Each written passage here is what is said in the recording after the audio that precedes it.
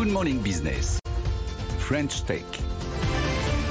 La French Tech à 6h42, c'est Joko et son cofondateur Xavier Starkloff qui est avec nous pour nous expliquer une sorte de pivot, en tout cas d'évolution de Joko pour devenir une sorte d'entrée dans le monde du e-commerce, c'est ça ? Exactement. En fait, avec Joko, notre ambition, c'est d'être la super app pour le shopping. Donc ça veut dire quoi ? Ça veut dire une seule application qui va vous accompagner dans tout votre parcours d'achat. Donc du moment où vous allez regarder les produits, comparer les prix, jusqu'au moment du paiement.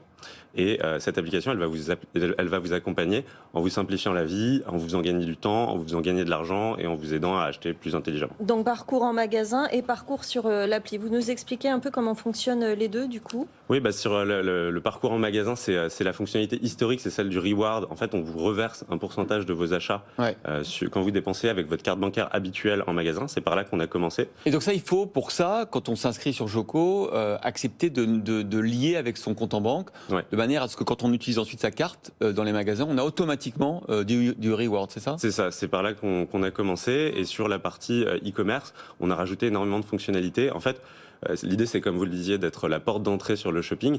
Et en fait, l'application fonctionne comme un navigateur, comme si vous étiez sur Google Chrome ou sur Safari. Vous pouvez acheter sur n'importe quel site e-commerçant.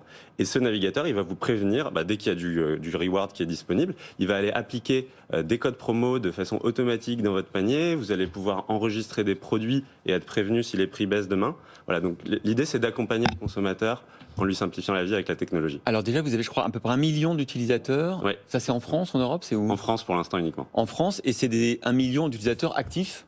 Alors, il y a une grande partie qui est active, tu vas sur les détails.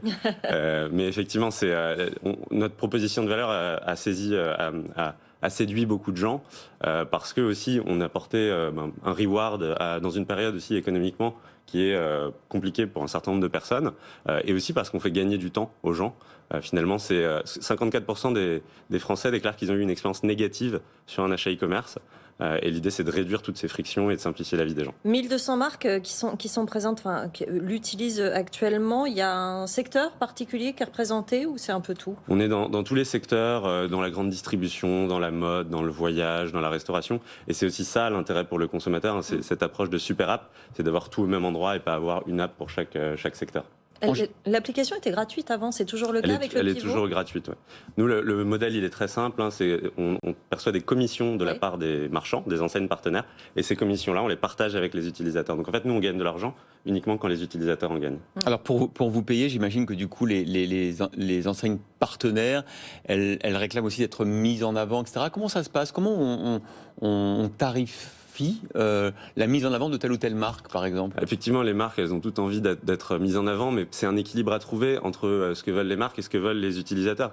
Comme on a plus de 1200 marques partenaires aujourd'hui, les utilisateurs, ils n'ont pas forcément envie de faire défiler 1200 marques pour trouver celles qui les intéressent. Donc nous, il y a des algorithmes aussi de personnalisation pour faire en sorte que chaque utilisateur ait les marques les plus pertinentes pour lui ou pour elle qui soient mises en avant. Et après, il y a un effort d'éditorialisation aussi de notre part.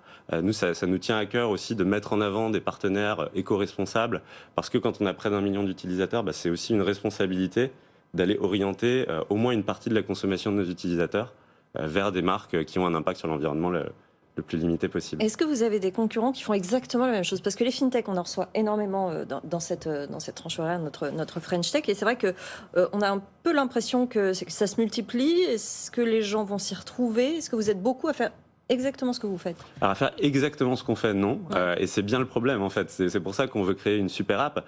C'est parce que sur le parcours d'achat, en fait, vous interagissez avec énormément de services, de produits à différentes étapes de votre parcours. Et nous, ce qu'on veut, c'est rassembler ça en une application unique. Donc, en fonction du moment d'achat, il va y avoir différentes sociétés, mais aujourd'hui, il n'y a personne qui a une approche globale comme la nôtre. En moyenne, ça rapporte combien de faire son shopping via Joko, en pourcentage de ce qu'on achète, par exemple ?